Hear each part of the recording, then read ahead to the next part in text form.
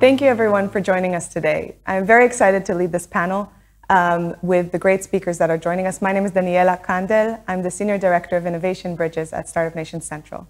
And with me today, we have Irene Arias-Hoffman, the CEO of IDB Lab, the innovation lab for the Inter-American Development Bank. And Fabrizio Operti, the Manager of Integration and Trade Sector at IDB, the Inter-American Development Bank, and Professor Eugene Kandel, of course, the CEO of Startup Nation Central. Thank you all for joining me today. What we are going to discuss today is a trend that has really been growing and following the implications of the COVID that we've all been dealing with in the recent months. We used to look at production as if the world were one big global production plant, and you could develop different parts in one area of the world, ship them to another area of the world to assemble them, move to a third country to package, and then it would be sold in another place. But what we've all learned during this COVID pandemic is that this approach is flawed, and it has risks that we didn't take into account. And what we really learned is that national borders mean something, and the flow of goods did not work as well as we had hoped during the COVID crisis. And this means there are risks that we did not take into account, but this is an opportunity. What governments and corporates alike have learned is that they need to shorten their supply chains, and we really need to move to onshoring and nearshoring as a solution to these challenges. Less borders to cross, closer manufacturing, if not in-house. And this is a trend that we see happening everywhere, from the US to Latin America to Europe. And this really has an opportunity in agriculture and food supply chains, in manufacturing, and in critical components, in the places where these issues matter. And so the geographical proximity has become an important factor in this opportunity. And today, we're here to talk about the onshoring and nearshoring opportunity that Latin America and the Caribbean are looking to grasp in the coming years strategically. And without further ado, I want to invite Fabrizio. Fabrizio, we want to understand, what is this opportunity for Latin America and the Caribbean? What does it mean? What does it entail? And perhaps a few examples of what's happening on the ground. Thanks so much, Daniela and Eugene and Irene. It's great to be here with you, chatting about these very important opportunities for our region in particular. I think first it would be good to start with a definition, because a lot of words are out there, and I think we should come to conceptual definitions that are clear.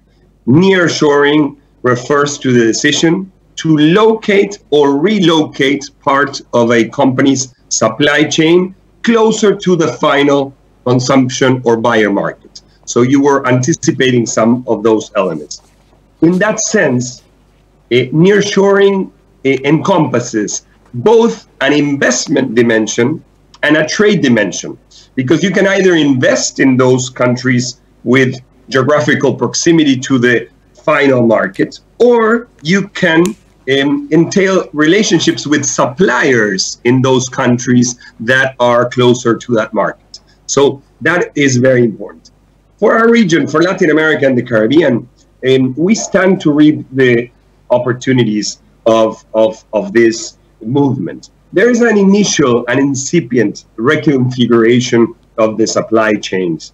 This had already started with the trade tensions between China and the United States, and with COVID, COVID made the awareness, the consciousness that to diversify risks, to diversify the supply chains, not to depend on any one country or region for very essential supplies, for things like food, medicines, is something very important. So that brought to the attention of the countries this phenomenon. And let me give you some data, because those are affirmations, but I would like to sustain it with some data.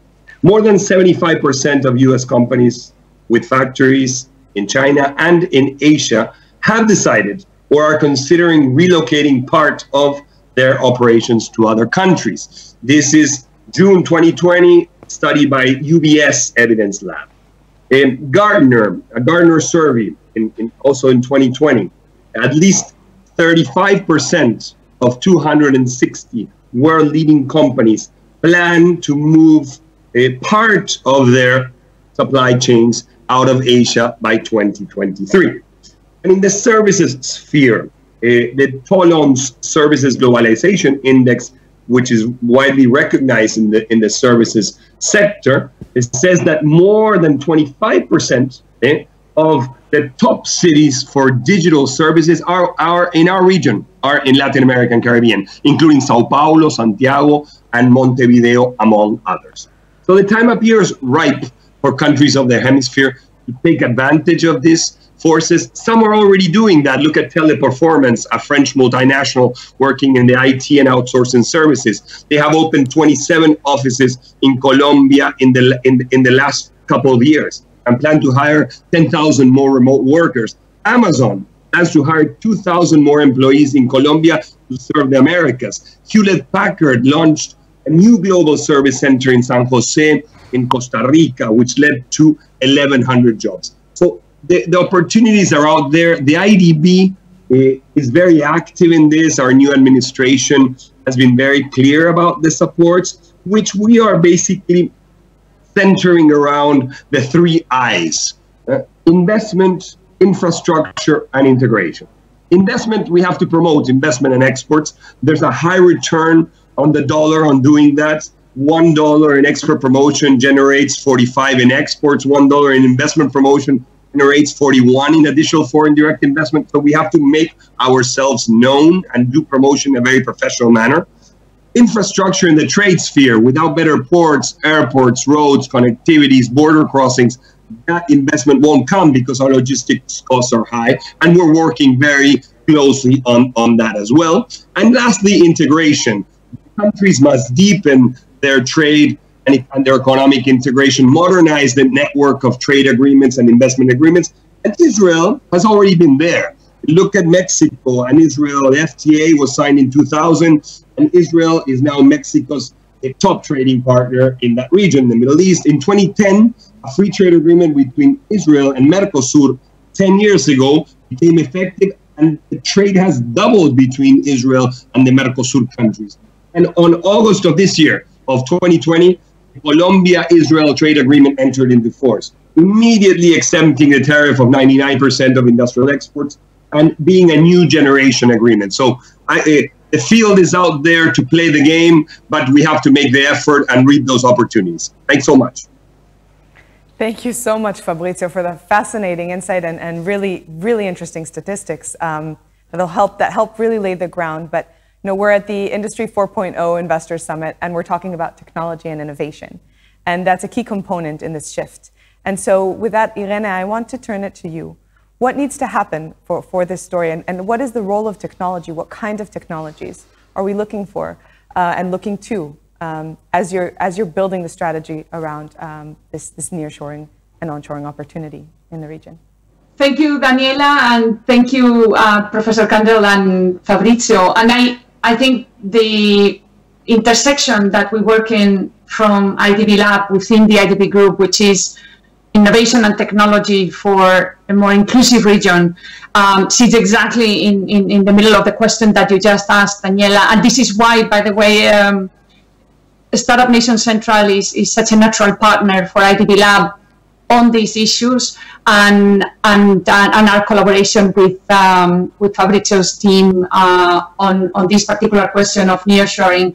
Fabrizio said, Latin America and the Caribbean can reap a lot of these benefits from nearshoring, and that one of the drivers or the fundamental conditions to be able to reap these benefits is to increase productivity.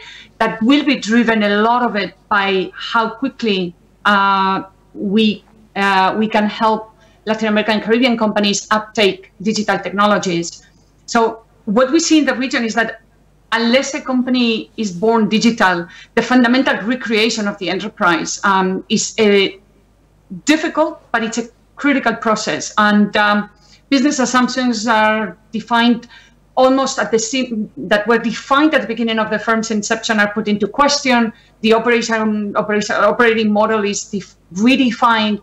So this is exactly what we want to collaborate on, is how productivity growth, which is associated in part with the intensive usage of digital technologies in production processes, can happen in a more accelerated way.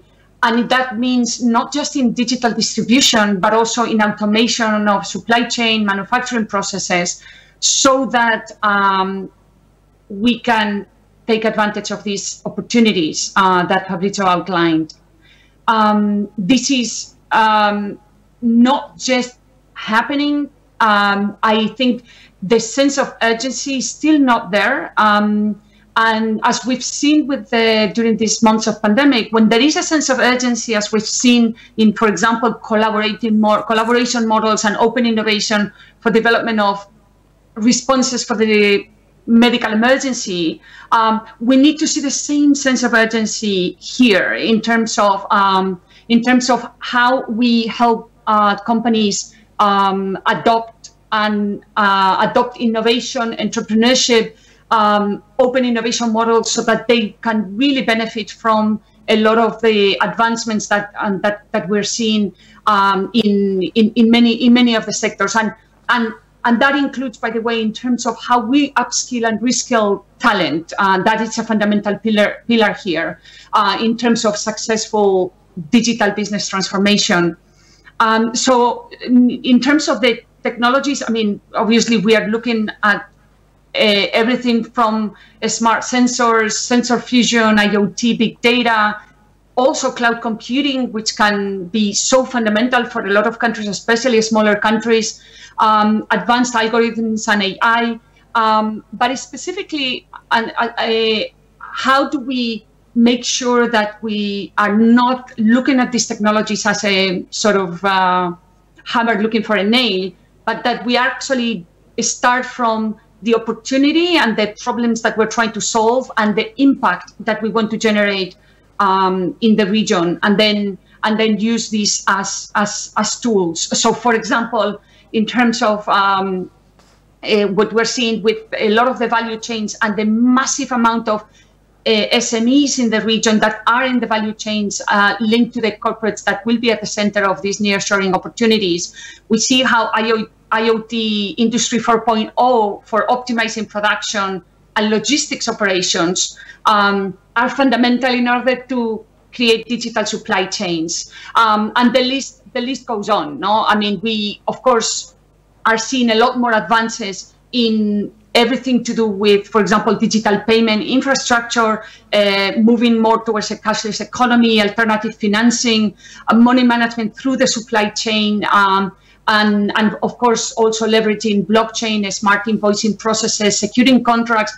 All of that is fundamental to create a more competitive, productive sector in the region, including, as I said, not just the large corporates, but all the SMEs that are attached to those supply chains. We are seeing a lot of opportunities as well in everything related to industrial technologies.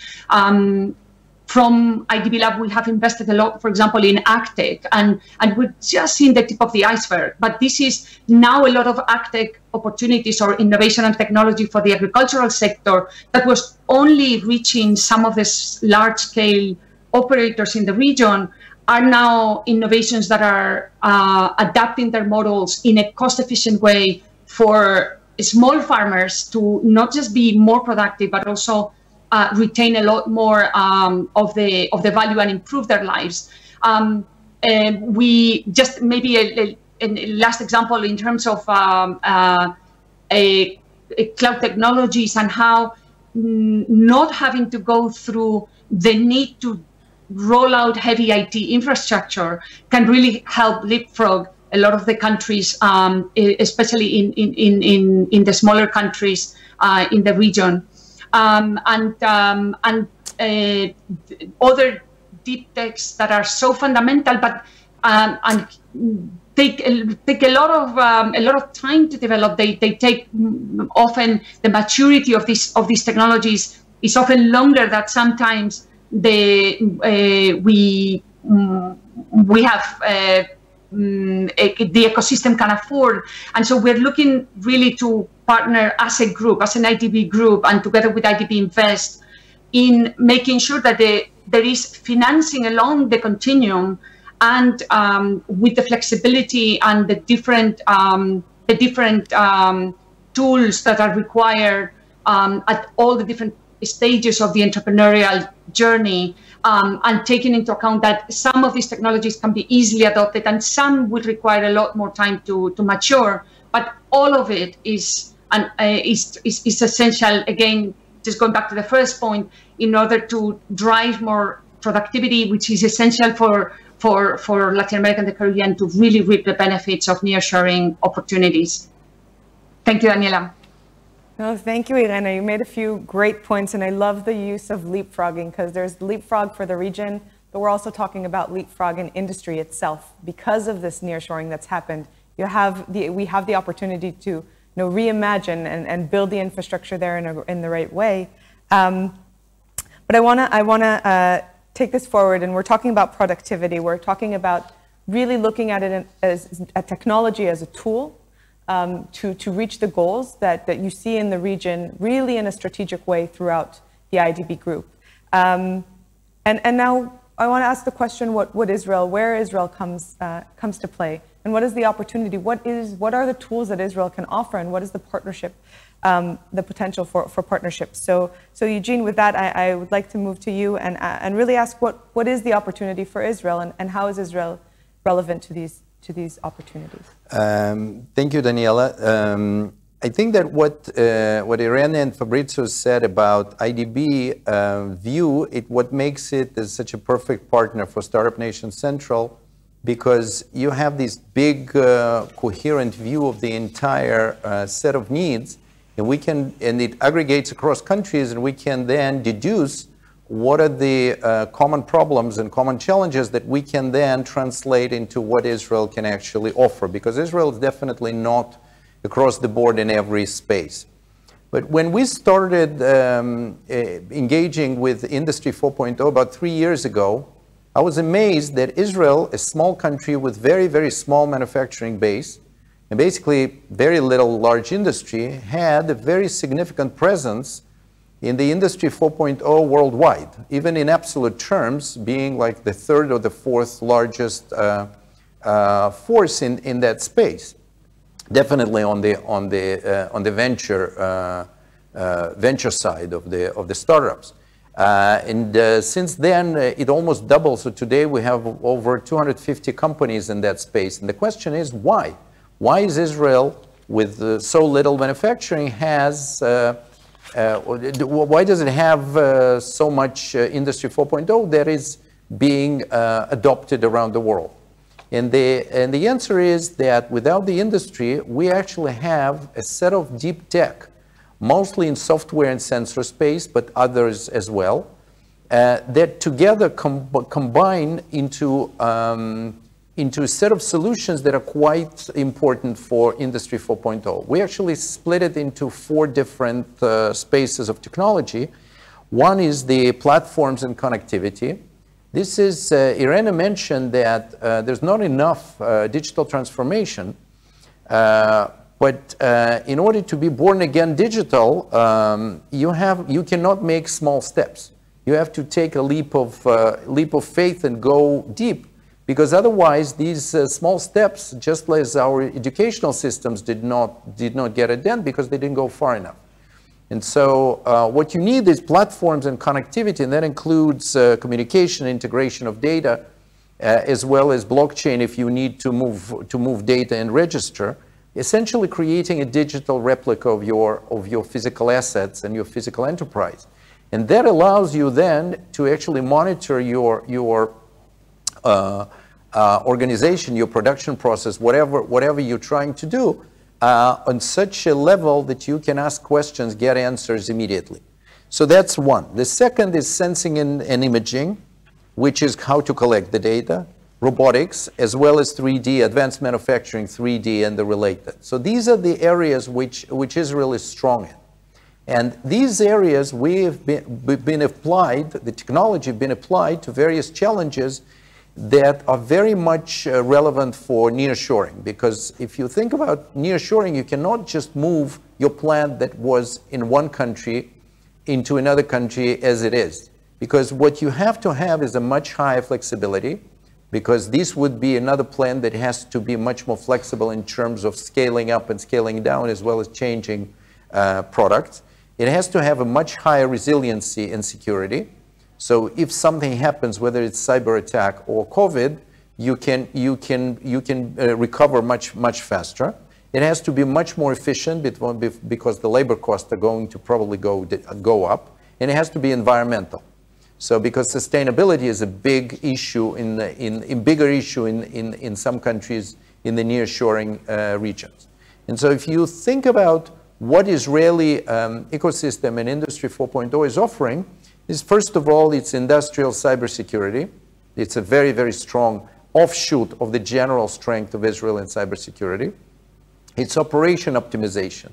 These are the platforms that we're talking about, added to it the sensors, added to it the AI and software that you layer on top of the digital replica of your organization.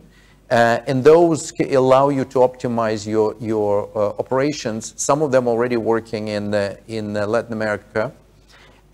Maintenance and inspection and testing is another set of challenges that are very well represented in Israeli ecosystem. And finally, the supply chain management.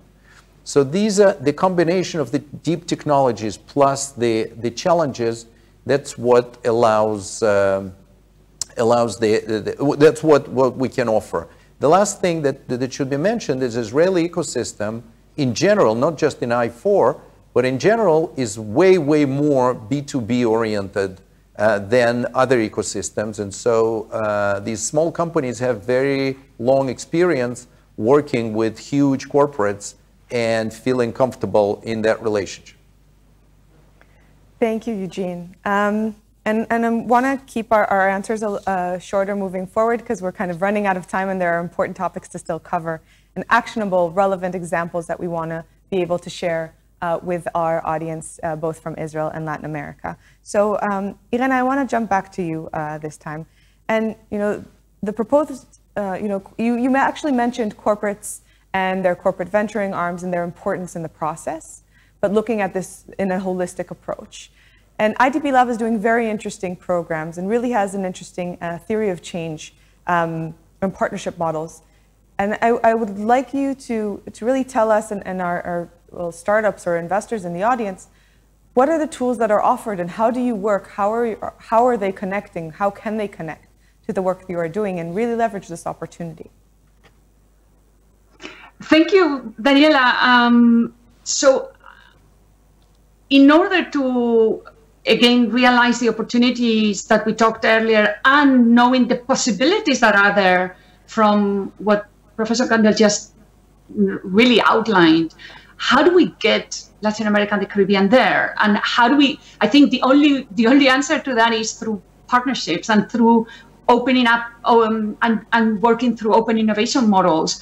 And this is at the essence of a line of activity like Next Ventures, which is something that we started off in order to allow with proven methodologies and an organized process, corporates to more easily partner up with startups, partner up with ecosystems in other parts of the world. And here's the opportunity to collaborate again with SNC and accelerate and help Latin America and the Caribbean move faster in this digital transformation.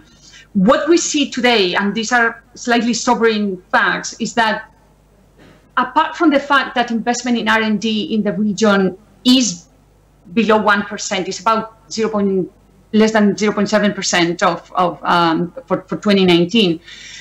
In terms of corporate venturing, it's even further behind in relative terms to other regions. So corporate venturing, for example, only 16% of local companies have anything, even if it is an attempt as an open innovation process, let alone a corporate VC arm.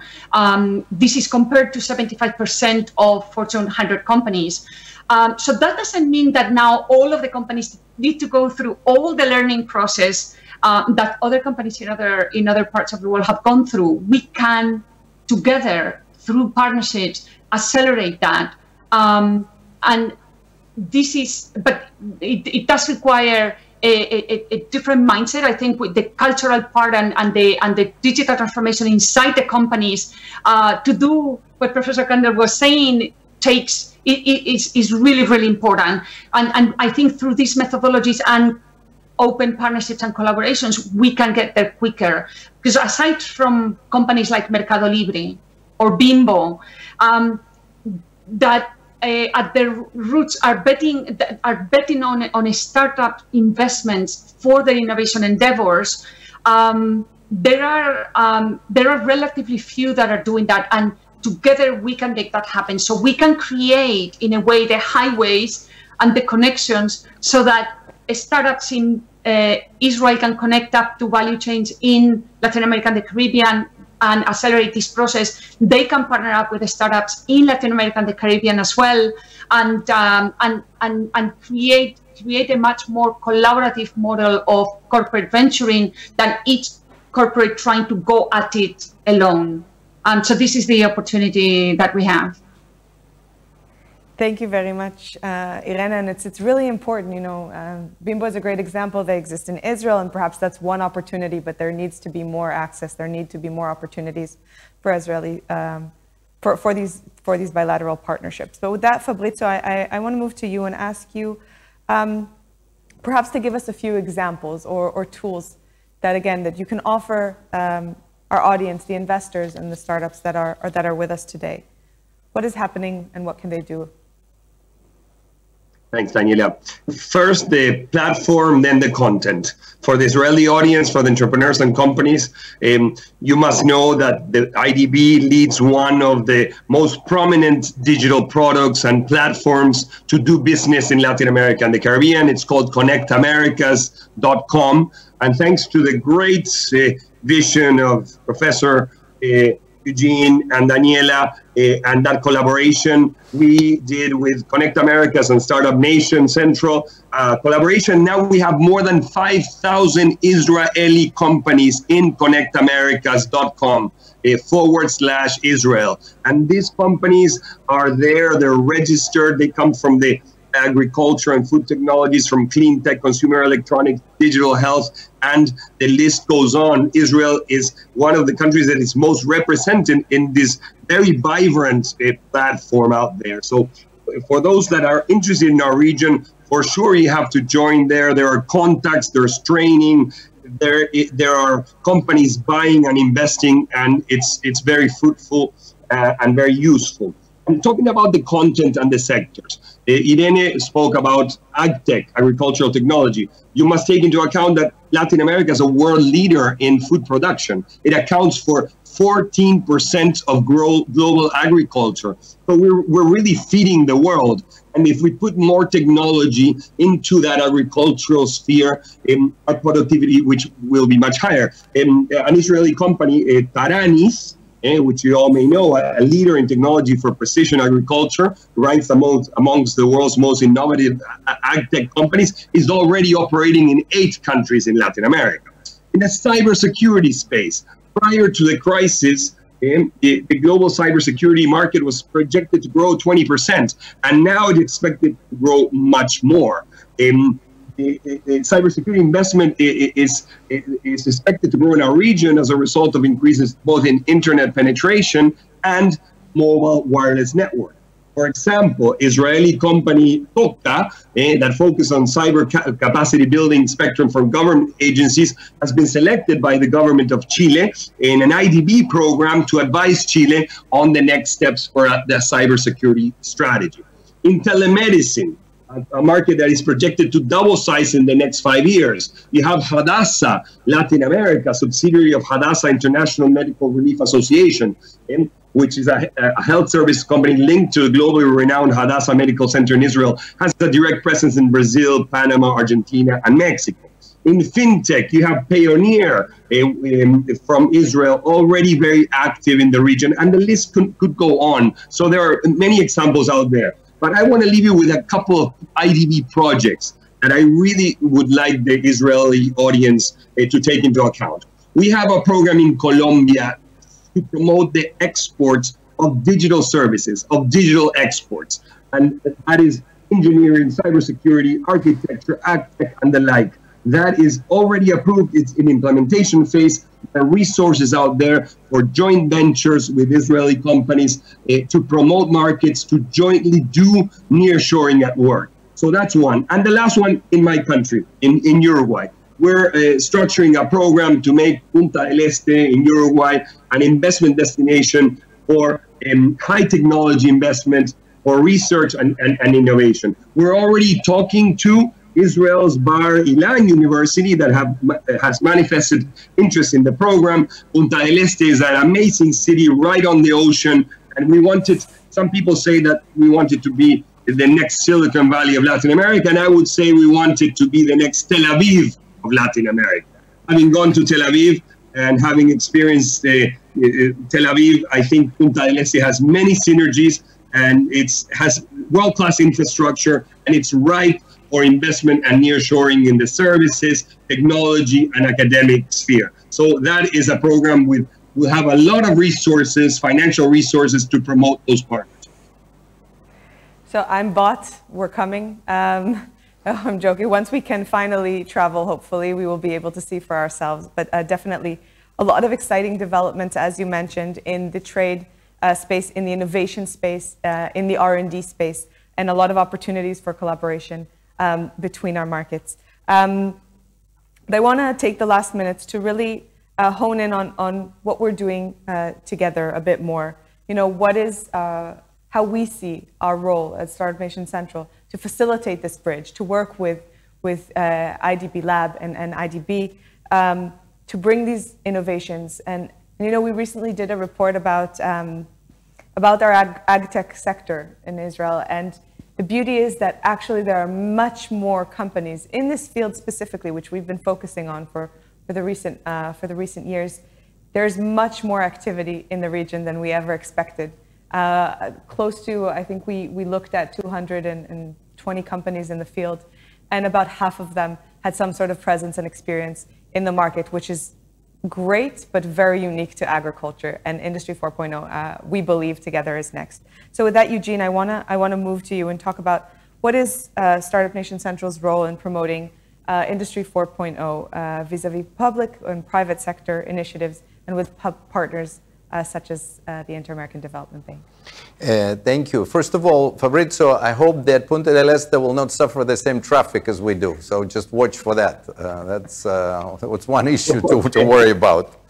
Look, Startup Nation Central is a great partner in this partnership between IDB and us, because we are exactly in the space where the ideas and the challenges that you aggregate across the region, we can translate them into specific technologies and specific companies that we can work with.